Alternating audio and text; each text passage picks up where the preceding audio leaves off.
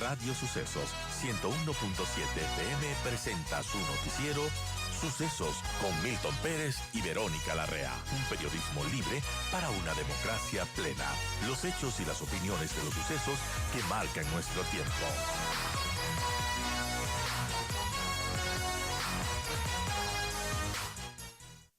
Y damos la bienvenida a don Mauricio Salem. Y bueno, tras pasar el proceso electoral en el país, se gesta este debate sobre la posibilidad y pertinencia, sobre todo, de que el gobierno de Daniel Noboa realice una asamblea constituyente. Ahora hay estas voces que dicen, ¿para qué una asamblea constituyente? ¿Qué es lo que queremos de una asamblea constituyente? Hay voces que dicen que esto podría resultar peligroso, no adecuado para el mismo gobierno, porque quien convoca una asamblea constituyente no necesariamente controla este proceso. Y bueno, mucho se ha dicho también de que debería ser una constituyente express, que no deberíamos de elegir por voto popular, aunque así dice la ley, a los constituyentes para que redacten el texto.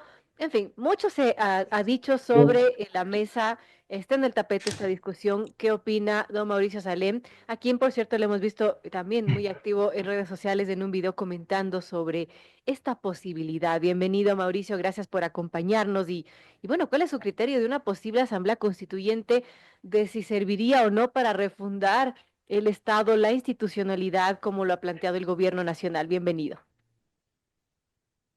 Verónica, buenos días. Un gusto siempre poder conversar con usted y con ustedes a través de Radio Sucesos, una emisora muy querida y recordada.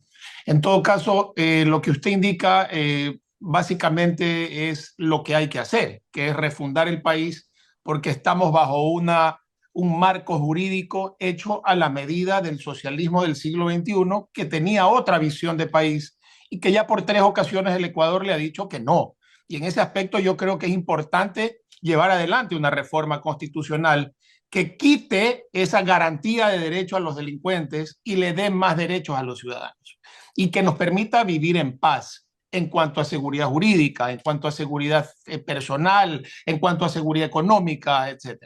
En ese aspecto, yo estoy de acuerdo con las voces que dicen que es un riesgo entrar en un proceso engorroso, largo, complejo, de una Asamblea Nacional Constituyente en la cual no garantiza que el gobierno pueda llevar adelante los cambios que se requieren para efectos de poder hacer lo que le dije al comienzo. Y en este sentido, yo considero que tiene las vías que ya conocemos, que son la reforma parcial a la Constitución y las enmiendas constitucionales. Cada una funciona distinto. Pero yo haría un mix de ambas, aprovechando algo histórico, Verónica, que el gobierno, después del correísmo, es la primera vez que un gobierno tiene un bloque tan sólido en la Asamblea y que puede llevar adelante un cambio profundo a la Constitución. Él necesita 77 votos, se dice que tiene 73. Es decir, hay que aprovechar esa ola de que hoy tiene una mayoría adecuada, por llamarlo de alguna manera, o una gran minoría para efecto de poder llevar adelante las reformas constitucionales, que primero son más económicas, segundo, quitan el riesgo de un proceso o 3 procesos electorales que tendrían que llevarse a cabo si es vía Asamblea Nacional Constituyente, y además nos limitamos y nos mitigamos también el riesgo de llevar payasos al circo, porque eso es otro riesgo. Hoy estamos bajo una ley que dice que para elegir y ser elegido se necesita tan solo ser ecuatoriano y tener 18 años. Y eso también hay que cambiar, porque yo considero que así como hay derechos individuales para elegir y ser elegidos, hay derechos mayores que son los de los ciudadanos y no podemos estar bajo la tutela de gente que no esté capacitada para los cargos a los cuales quieren optar. Bueno, es importante esto. Ahora, si hablamos de ya no ser una constituyente por los riesgos que implicaría, Mauricio, pero ¿qué tendríamos que reformar en la Constitución? ¿Qué cambiar? A ver, varias cosas. Yo creo que casi, o sea, es profundo el cambio que hay que hacer. Sin embargo, hay que dejar claro, en el año 2020 ya se intentó cambiar la Constitución por iniciativa del asambleísta, si mal no recuerdo, Héctor Muñoz. Se intentó hacer un cambio vía enmiendas constitucionales y no se llegaron a acuerdos mínimos. También hubo una intentona de reforma parcial a la Constitución que fue iniciativa de colectivos ciudadanos, que tampoco se llegó a nada porque no obtuvo la viabilidad y la vía adecuada para poder eliminar, por ejemplo, el Consejo de Participación Ciudadana, que era el principal caballo de batalla y que todos decimos que hay que eliminar. Ese engendro que se metió en la Constitución de Montecristi del año 2008, que no ha servido otra cosa sino para cooptar las instituciones del Estado a través del poder político, que era justamente lo que se quería evitar. Entonces, eso es lo que me refiero que hay que aprovechar hoy, que con 77 votos y 2 debates, después de que la Corte Constitucional simplemente vea que no se está vulnerando derechos y no se está cambiando la forma, el proceso. ¿Qué quiere decir que no se cambie el proceso? Es decir, que no intente, por ejemplo, obviar el referéndum. Eso no se puede. Hay que ir al referéndum al final. Entonces, en 90 días se discuten 2 veces, se va a referéndum y tenemos la reforma. Entonces, esa es la vía adecuada para mí en cuanto al orgánico. Lo económico, que ya fracasó el gobierno en la consulta popular de abril pasado, que son el trabajo por horas y el tema de el arbitraje internacional, sí podría ser mi enmienda para final que no se necesita el referéndum y no entrar en ese riesgo del fantasma que meten los opositores a los cambios y poder llevar adelante esa reforma vía asamblea. Se necesitan 12 meses en 2 debates, pero se puede obviar el referéndum. Es decir, yo haría un mix. ¿Y qué cambiaría? Básicamente 4 ejes fundamentales o 4 pilares fundamentales. Reducir el número de asambleístas y poner una cámara alta, hacer una asamblea bicameral. ¿Para qué? Para que ellos mismos con un ente superior haya cómo poderlos controlar a esos asambleístas que van a tener iniciativas, que van a tener filtros en cuanto a la nominación de autoridades, etcétera. Lo otro, la eliminación del Consejo de Participación Ciudadana, eso es clave, porque allí está, y hemos visto en los chats, el principal fantasma de corrupción que existe en el país. So pena de ser un grupo de notables elegidos y de ser apolíticos y de no tener relaciones, lo que hemos visto es todo lo contrario. Lo otro que cambiaría, por ejemplo, es el tema de la justicia. La judicatura debe ser un ente, yo no creo que hay que eliminarlo, debe ser un ente administrativo que se encargue de la infraestructura.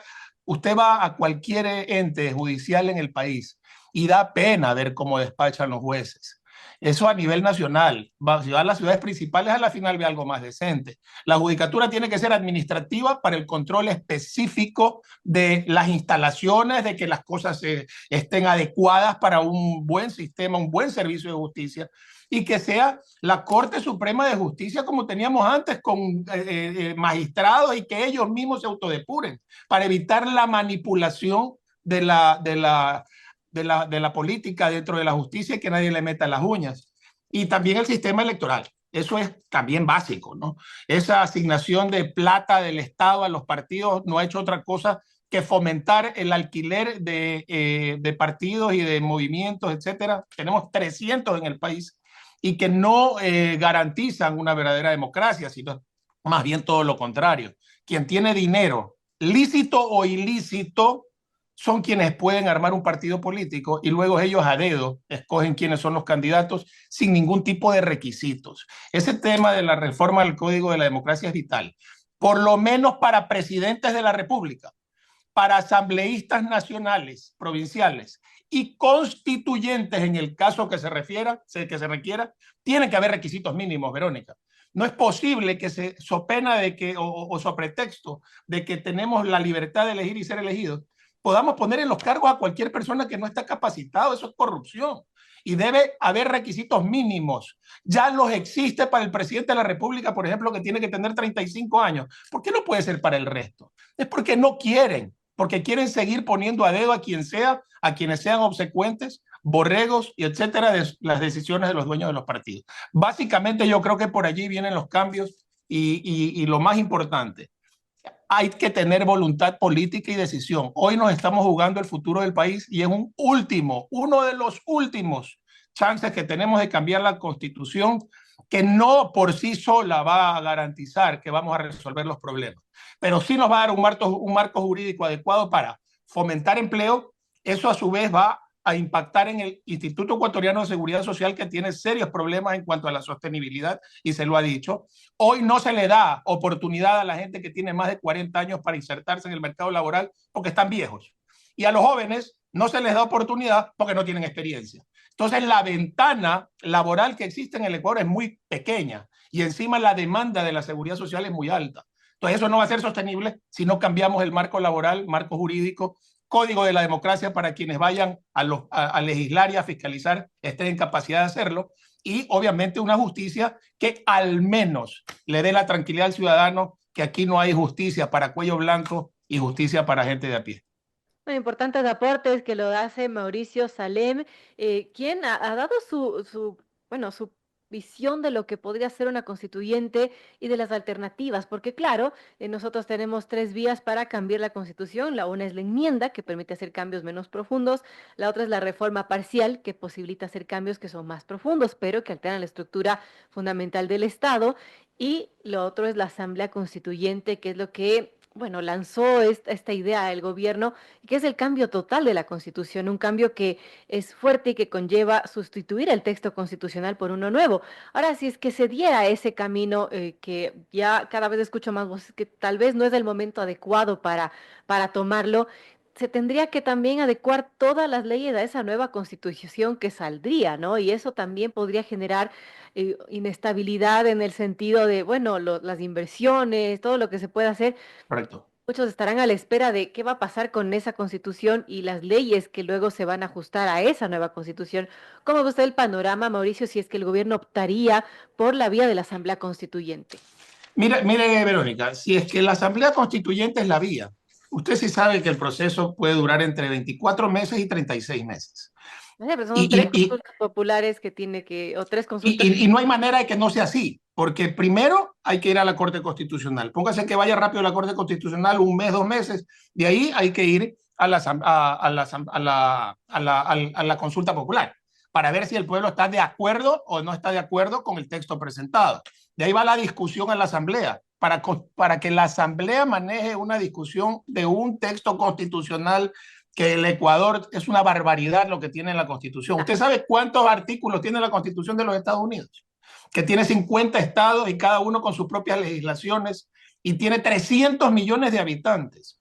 Tiene 27 artículos la Constitución de los Estados Unidos y en los que incluye 2 enmiendas a los mismos artículos anteriores.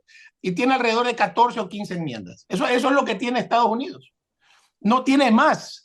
Nosotros tenemos 400 y ni sé cuántos artículos. Entonces, es una constitución normativa, es una constitución que al haber tanto articulado, lo único que puede generar es que se hayan conflictos entre lo que dice un artículo 300 y pico y el que dice el artículo 2, por ejemplo.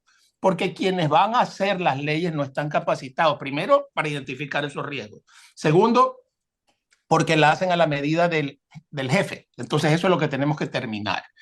Hoy, bajo las condiciones actuales del sistema, vamos a tener que elegir gente mayor de 18 años y ecuatorianos, porque así dice la ley. Eso es lo que hay que cambiar. Por eso es el riesgo, por eso es que no hay que ir a una consulta, a una Asamblea Nacional Constituyente directo, porque primero es lo primero.